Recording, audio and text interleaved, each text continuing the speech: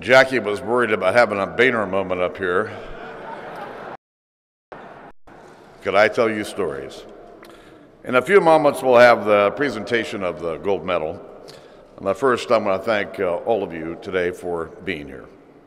Well, Jack, there are so many stories to tell, but you know, everyone usually wants to go back to the 1986 Masters. You heard about it today. People ask you, where were you when it happened? That's how big of a deal it was. I remember the chair I was sitting in on Quail Court in Westchester, Ohio, watching that 86 Masters. Even the Sun brags about being in the gallery that day. You know, few transcend their sport to achieve the kind of moment, or frankly, this kind of an honor. With Arnie, it was how he brought an audience to the game, an army. With Jack, it's how he gave the game a gold standard, a ladder to climb. And that's true on and off the course, as we've heard here today. But Jack was so good that he was the best in both victory and defeat. And we've heard a lot about victory today.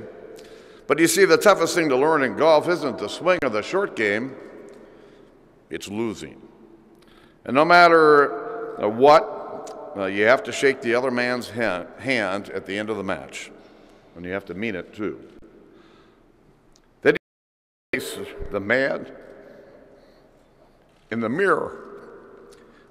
When Jack came up short against Ernie in 1960 at Cherry Hills in Denver, Ben Hogan said, "I played with a kid today who could have won by 10 shots if he'd have known how." So Jack worked harder, and he learned how. He won with class, and when he fell short, he was just as classy. Ask Tom Watson his favorite story about the duel at Turnberry in 1977. He'll tell you it's Jack congratulating him, saying, "I gave it my best shot, but it wasn't good enough today." Same thing goes for the 1982 U.S. Open at Pebble Beach when Jack said to Watson, "You did it to me again, you little SOB."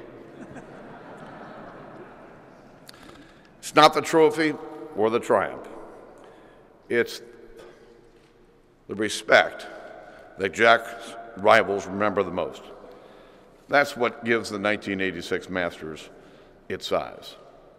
To win, Jack had to overcome that day Tom Watson and Seve and Tom Kite and Greg Norman, and according to some, Father Time. Not a slouch on that list. That day we were a part of something special. Something bigger, just as we now are today.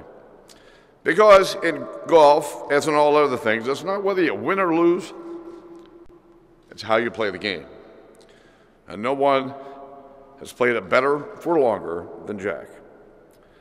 So in the immortal words of a CBS golf announcer, Vern Lundquist, "Yes, sir, the Congressional Gold Medal goes to the gentleman from Ohio, the Golden Bear, Jack Nicklaus."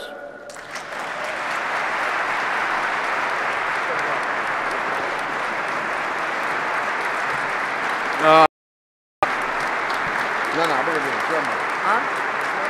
Okay. Put this up here.